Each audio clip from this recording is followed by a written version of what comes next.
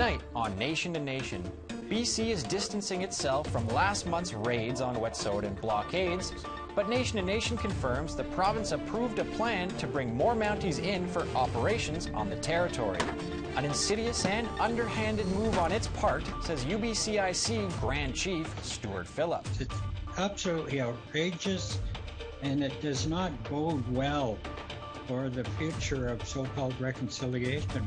The RCMP is standing firm against criticism and condemnation, but the force has broken the law and fudged the facts too many times to be believed, says this lawyer with the BC Civil Liberties Association.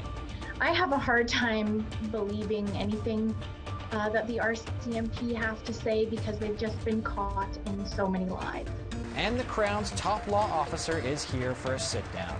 Justice Minister David Lametti says he's optimistic about implementing UNDRIP in federal law as the feds look to avoid some of the mistakes made with similar legislation in BC. Obviously, we've got 200 years of colonial history to try to upend, if you will, or reset. It's going to be hard, but the only way to go is forward. Welcome to Nation to Nation. I'm Brett Forster. The British Columbia government authorized an increased RCMP presence on Wet'suwet'en territory just before this month's raids. That included snipers, Mounties with high-powered rifles, choppers in the air, and dogs on the ground. To do it, Deputy Premier and Solicitor General Mike Farnworth had to declare an emergency under Article 9 of the Provincial Police Service Agreement. It allows BC to redeploy Mounties from other detachments to address temporary, urgent situations. This is now the third straight year BC has invoked the clause, according to letters obtained by Nation to Nation. For reaction, I'm joined by Grand Chief Stuart Phillip, President of the Union of BC Indian Chiefs, and Veronica Martitius, lawyer at the BC Civil Liberties Association. Welcome to you both. Thanks for having us. Grand Chief Phillip, let me start with you. While floods and mudslides unfolded elsewhere, dozens of Mounties were responding to an emergency already declared over pipeline resistance in the north. What's your reaction to that? Well, I think it was a very insidious, underhanded move on the part of the provincial government, on the part of Minister Farnsworth, using the distraction and cover of the most catastrophic flooding in the history of the province to conduct a clandestine, highly militarized raid on unarmed, peaceful Wet'suwet'en land defenders. The RCMP were in full battle gear with military assault rifles. They had helicopters, attack dogs, and it was just absolutely outrageous in this day and age, in the aftermath of the UN Declaration on the Rights of Indigenous Peoples and DRIPA, the legislation in British Columbia, that this same government that preaches about reconciliation would conduct such a brutal assault. In my view, this is the real face of LNG development here in British Columbia. Ms. Martitius, let me ask you this. The province tried to distance itself from this, calling it an issue for the courts and the police. Nation to Nation reached out to Farnworth's office but received no response by broadcast deadline. How do you think BC has handled this? Well, you wouldn't be the only one not to receive a response from Minister Farnworth. We issued an open letter on November 19th calling for RCMP to stand down and vacate Wet'suwet'en territory. We sent that to members of the RCMP and Minister Farnworth, and we have yet to receive a response. We've known for a long time now that Minister Farnworth plays a role in directing these police operations or, approving the redeployment of resources to the territory. So this doesn't come as a shock, but I'm really disappointed in the complete lack of accountability. Grand Chief Phillip, the sole legal justification for this raid is a civil injunction. It was issued without considering Aboriginal title or Wet'suwet'en laws. How concerned are you about the use of injunctions in these situations?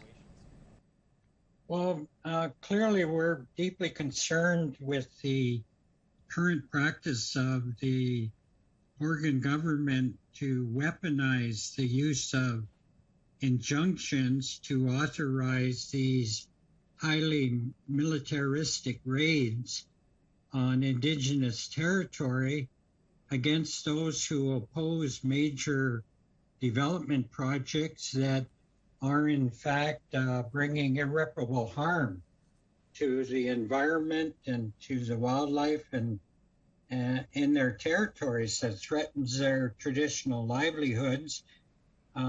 This legitimate concern and opposition is met with this deliberately militarized force.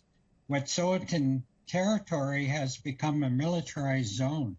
The buck stops with the federal public safety minister when it comes to the RCMP. I reached out to Marco Mendocino this week, but he declined my request. He expressed concern about the arrest of journalists on Twitter, however, and promised to monitor the situation. So what else could or should he be doing here?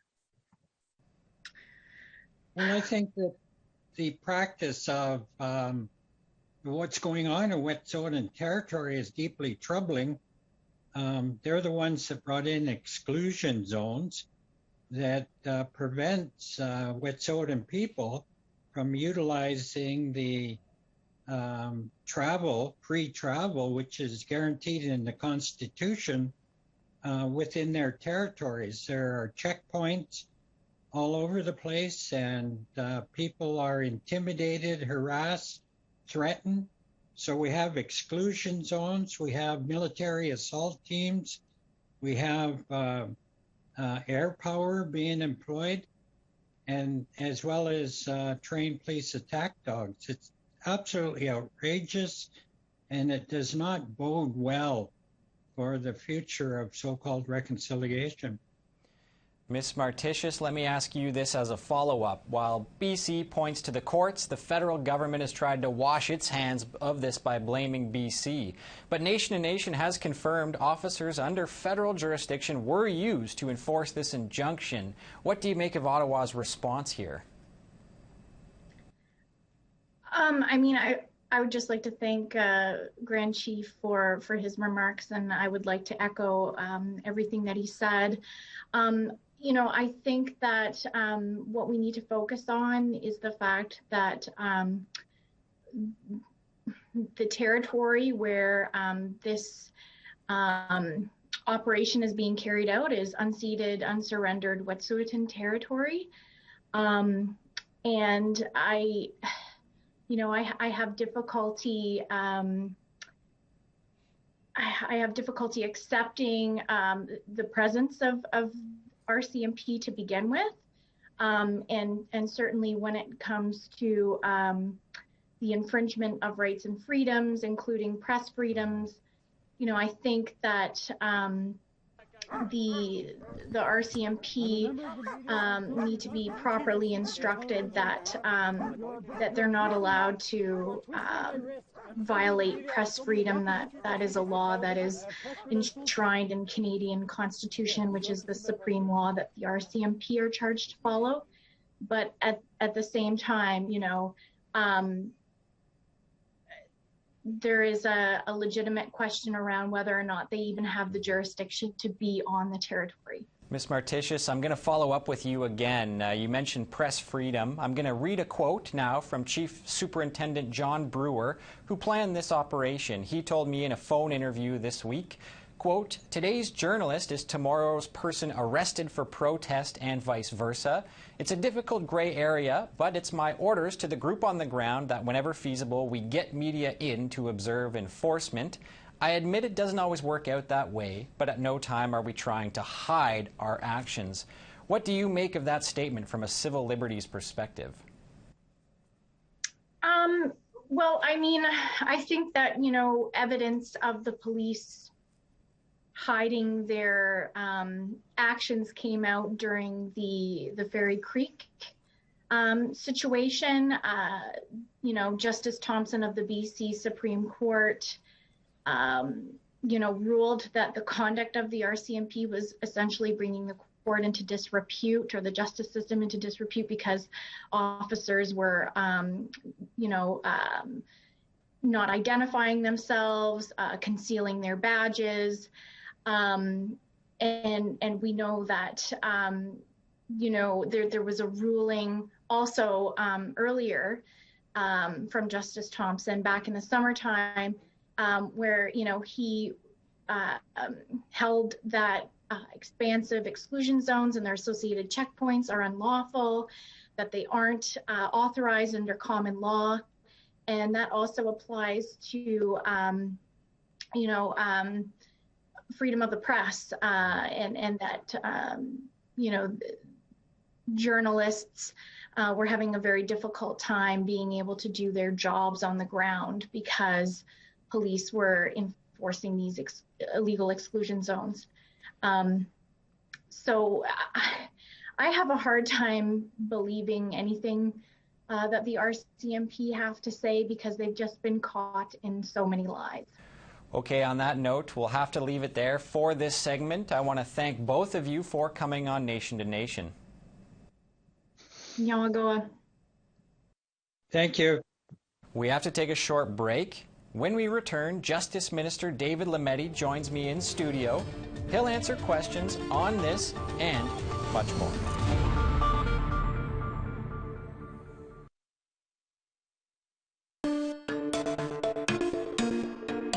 Welcome back. The federal Liberals are now fresh into their third mandate.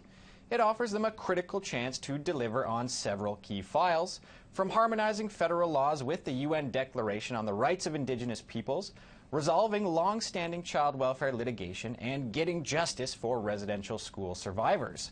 David Lametti is the Attorney General and Minister of Justice. He is in charge of all those files, and he joins me now in studio. Welcome to Nation, Minister Lametti. Pleased to be here, Brett. Thanks for having me. It's my pleasure. So you passed Bill C-15 at the tail end of last Parliament. What happens now that the House is sitting once again? Well, we have 2 years, so probably about a year and a half left to develop an action plan in consultation and with the leadership of Indigenous leadership across Canada. We will be announcing that formal consultation process very, very shortly.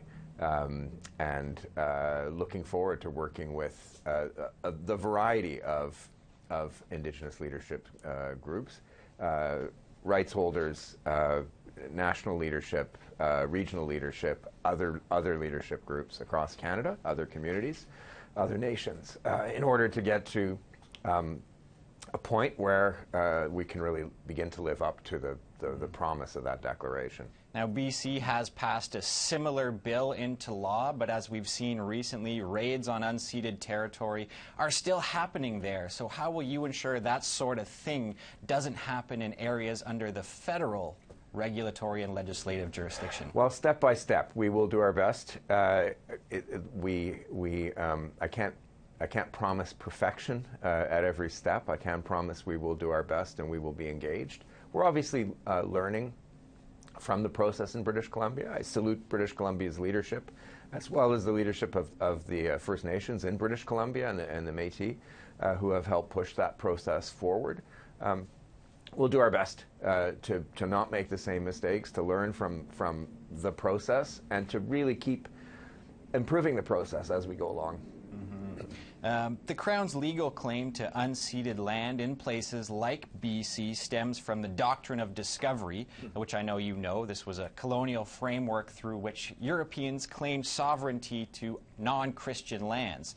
The federal UNDRIP Act repudiates this doctrine, but how will you ensure that's implemented in federal law? Well, that was an important step, and it was personally something that I was very much in favor of. As you know, I taught law for 2 decades at McGill and property law, and something that I would talk about with my students, that the doctrine of discovery, the doctrine of res nullius, just didn't hold water.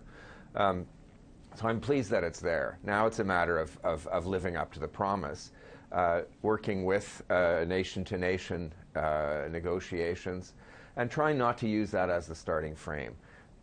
Obviously, we've got 200 years of colonial history to try to upend, if you will, or reset. It's going to be hard, but the only way to go is forward, and the only way to go forward is step by step. Switching gears, the Liberal election platform and the throne speech included a pledge to appoint a special interlocutor to get justice for residential school survivors. What is this person's mandate going to be? Well, the mandate is something that we are developing with the communities affected and with Indigenous leadership groups as we speak. We hope to be able to appoint that person soon. The person is going to be a go-between. It's going to be someone who has sufficient weight or influence or gravitas to be able to open doors, to be able to speak with families, to be able to speak with community leadership, to be able to speak with provincial government, federal government, police, prosecutors, the Catholic Church, other church groups, in order to get documents, in order to facilitate, and in order to identify what other gaps there might be and what other steps we might take. Is there other legislation that the federal government should be thinking of? Do we need to think about, at the federal level, legislation that might, for example, lead to a special prosecutor? I currently don't have those powers as Attorney General to create a special prosecutor. Working with a special interlocutor and with Indigenous leadership, with community leadership, we hope to be in a better position to identify the gaps. Is there other legislation, for example, that might be used to regulate unmarked grave sites? To create a trust or to create some sort of fiduciary structure to take care of those sites with Indigenous leadership in a more sensitive way. So if all of those are possible. If you can't appoint a prosecutor or don't have the power to do that, as you just said, can you at least give this individual some teeth, a way to hold people accountable? Well, that's something that we will hopefully identify with this person. If this person sees that there are roadblocks or barriers, they could be more easily identified, and then that's something that we could react to down the road. But there are purported abusers still out there. A group of Inuit in Nunavut have been lobbying for Canada to prosecute a retired priest living in France who is suspected of child abuse. What has your department done about that?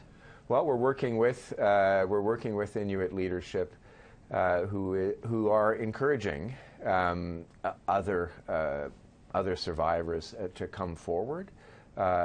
We would need a sufficient body of evidence for a prosecutor to say we need to go ahead with the charges. Once that happens, we would need to enter into a relationship with the French government. We don't have an extradition treaty with France. France doesn't generally extradite their citizens. It would be a matter of convincing the French, if we get to that point, to extradite or to provide them with the evidence for them to prosecute in France. So these are all possibilities that we are holding open. But the first step is we need more evidence. There was there were previous accusations that were made. Those proceedings were stayed. There's nothing I can do to resurrect those proceedings once they've been stayed. But we are hoping that perhaps other survivors will come forward. Okay, in other but somewhat related news, your government filed a new child welfare appeal but promised to strike a deal by December 2021 before litigating it. It is December 2021 now, so how close are you to an agreement? Well, I can't talk about the details of that negotiation, obviously, but I can say that all parties have come to the table in good faith with a mind to settle. How confident are you you'll be able to reach something by the deadline? I'm pretty optimistic. Okay.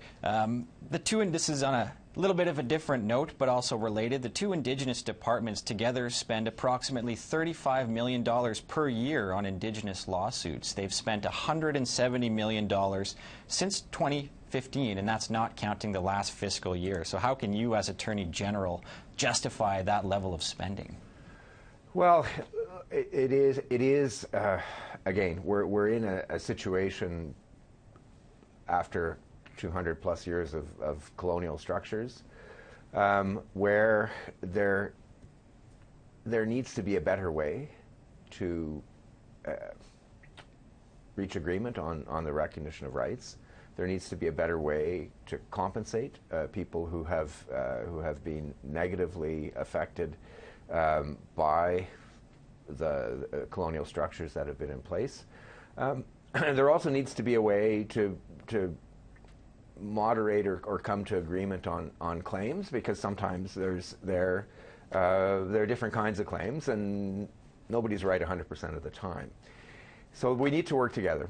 We need to come to a better system. I've said before, step by step, working in good faith with Indigenous leadership. I hope that over time, I'm optimistic that over time with UNDRIP and a new spirit that comes with UNDRIP, new ways of working that come with UNDRIP, new ways of understanding that are hopefully facilitated by UNDRIP, and just a lot of goodwill on the part of governments, we can get to a better place. It won't happen overnight, but I think we all have an obligation. Non-Indigenous leadership, Indigenous leadership, we all have an obligation to get it to a better place. There has recently been some scrutiny of the Indian Residential School Settlement Agreement and calls for the federal government to investigate that agreement, given new evidence that the Catholic Church was let off the hook a little bit. Will you agree to that, and why or why not? Well, we're looking into it, obviously, and I know that Indigenous leadership is asking us to look into it. You'll know that was a decision that was made before my government came into power, and look, I'm as a Roman Catholic, I'm ashamed of what happened, and I think that we do need to look at what happened and see how we can rectify it. Similarly, there have been calls for a national inquiry into the 60s scoop. Grassroots groups and tribal organizations are calling for this. Retired Senator Murray Sinclair has endorsed that call. Where do you stand on that issue? I certainly have a great deal of time and respect for anything that Senator Sinclair has to say. And again, working in good faith, we'll try to land it in a better place. Okay, Minister David Lametti, I want to thank you for coming on the show. It was a pleasure having you on Nation to Nation. Thank you, Brett. We have to take another short break, but we'll be back in just a few minutes with a look ahead till next week. Stick around.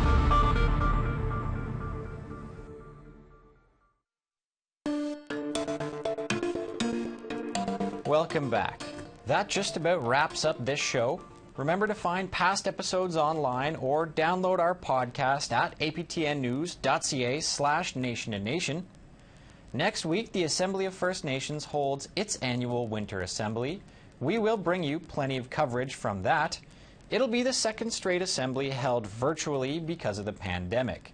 And so, as we all look back with some nostalgia to those pre-pandemic days, we leave you with a few sights and sounds from the last in-person gathering, which was held 2 years ago.